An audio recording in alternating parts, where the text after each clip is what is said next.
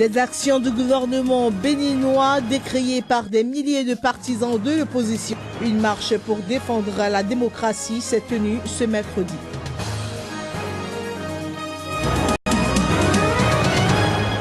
Au Nigeria, les otages de Boko Haram libérés par l'armée gardent de leur expérience des souvenirs palpitants. Le sujet est abordé dans cette édition.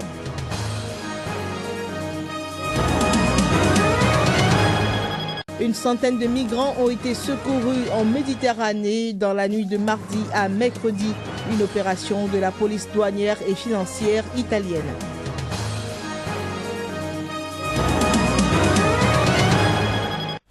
Bonsoir. Au Bénin, des milliers de personnes se sont réunies pour manifester contre les agissements du régime en place. La marche survient après l'appel des populations par l'opposition à défendre les valeurs démocratiques du pays. Démarrée ce matin à la place de l'Étoile Rouge, la manifestation a duré des heures. Le point avec Génial Afouda et Floris Dossa. La marche de protestation de l'opposition est enclenchée. Soutenue par une horde de manifestants, la classe politique de l'opposition béninoise est descendue dans les rues de Cotonou pour défendre les libertés démocratiques.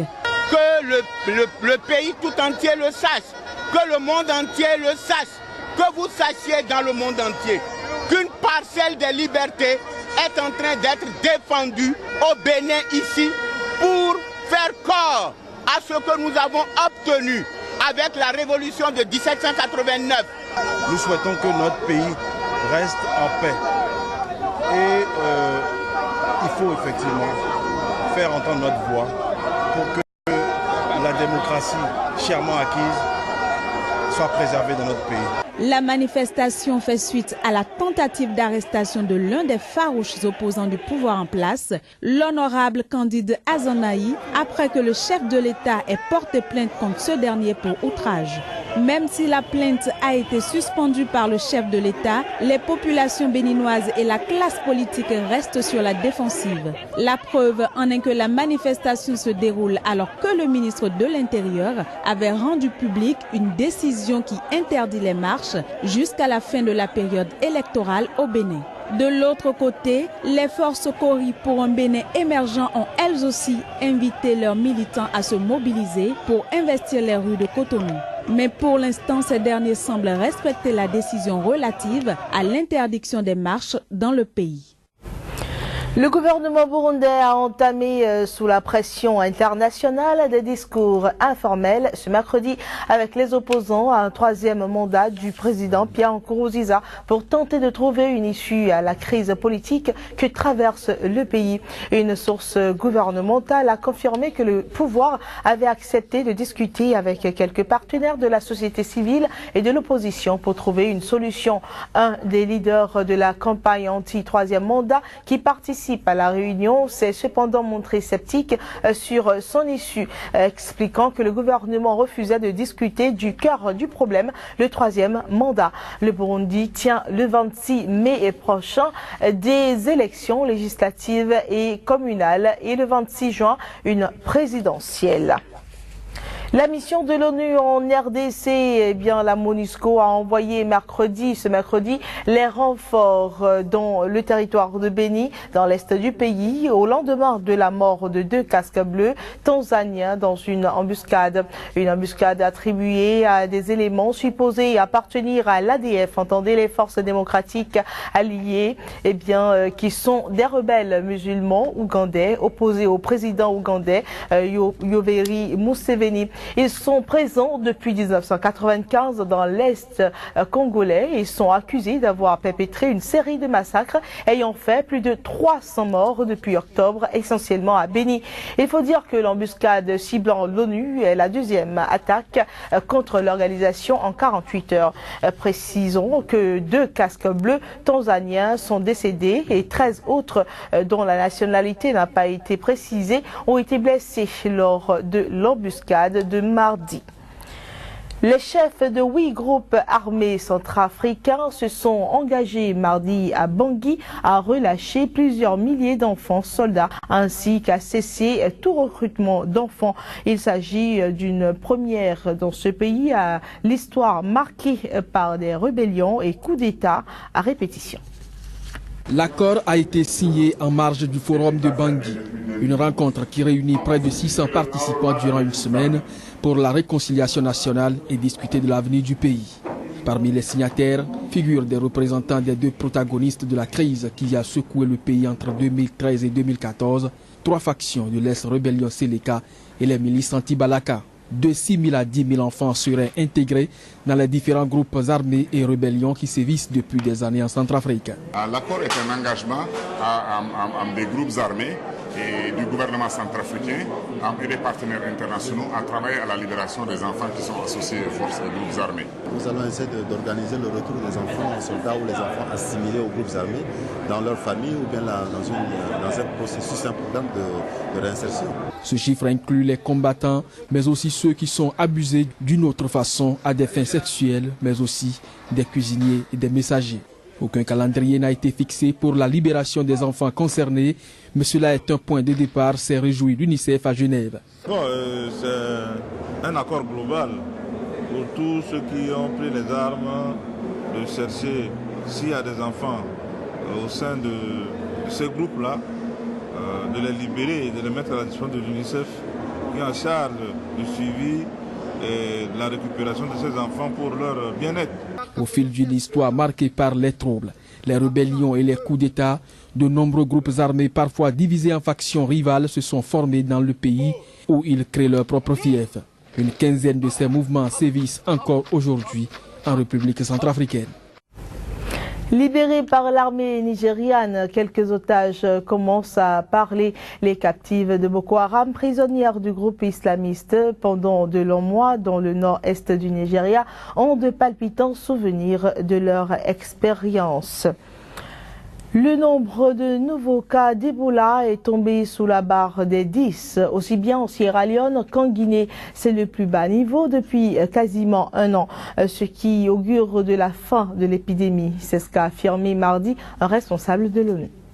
La Guinée et la Sierra Leone ont enregistré chacune 9 nouveaux cas la semaine dernière. Une première depuis juin 2014, que le total pour les deux pays tombe en dessous de 20. A indiqué le coordinateur des Nations Unies pour la lutte contre Ebola. Malgré cette avancée, on ne crie pas encore victoire.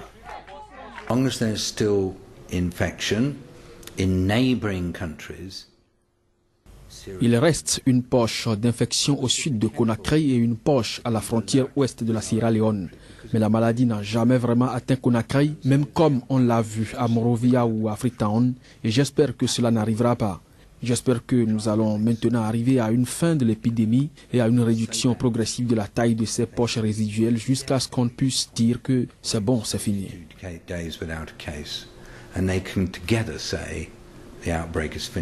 La fin de l'épidémie au Libéria doit être déclarée le 9 mai par l'Organisation mondiale de la santé si aucun nouveau cas n'est détecté dans ce pays d'ici là.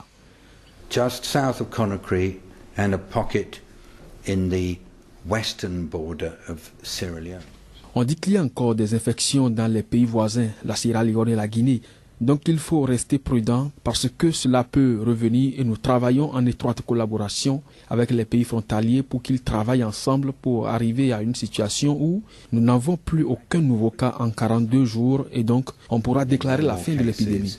In the areas that are currently infected and then no more cases at all, and we say that's it.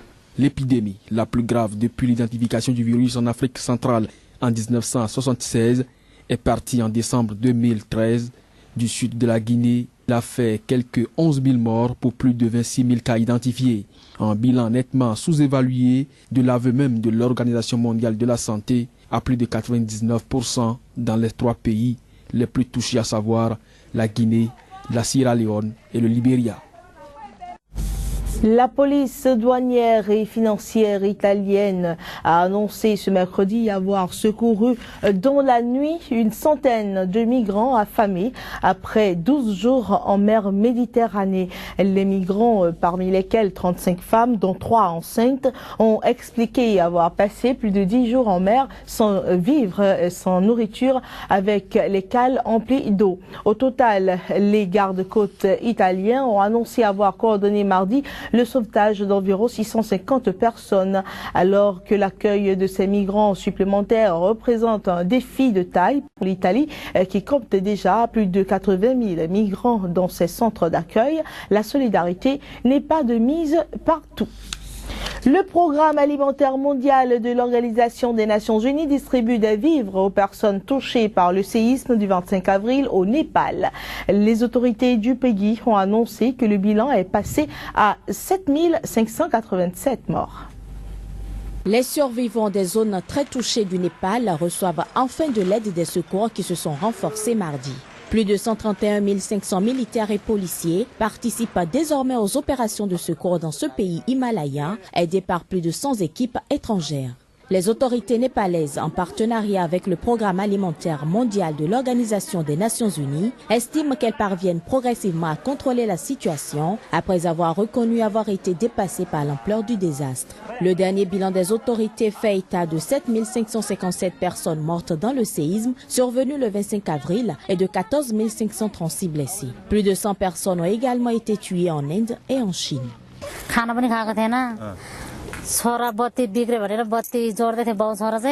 Quand le séisme a frappé, nous n'avions pas encore mangé. Mon mari et mon fils changeaient une ampoule. Ma fille était à l'intérieur et a tenté de fuir, mais la maison s'est écroulée sur elle. Elle a survécu parce qu'elle est restée coincée sous les escaliers. Nous pensions qu'elle était morte. Après 3 heures, nous l'avons entendue crier et elle a enfin été sauvée des décombres. Le gouvernement népalais a prévenu que le bilan final serait bien plus élevé car les secours commencent seulement à accéder aux zones les plus reculées qui ont également été les plus affectées. Les hélicoptères de l'armée américaine ont entamé lundi des vols de reconnaissance pour évaluer les dommages dans ces zones reculées et devraient rapidement commencer à fournir de l'aide et à ramener les victimes en zone sûre. Les opérations d'aide humanitaire devraient durer des semaines, voire des mois selon les autorités. Notons que le gouvernement a prévu d'allouer 20 milliards de roupies, soit 196 millions de dollars, à un fonds de reconstruction et de réhabilitation, mais il espère une importante aide financière de la communauté internationale. C'était votre journal sur Sika, mesdames et messieurs. Merci de nous avoir suivis.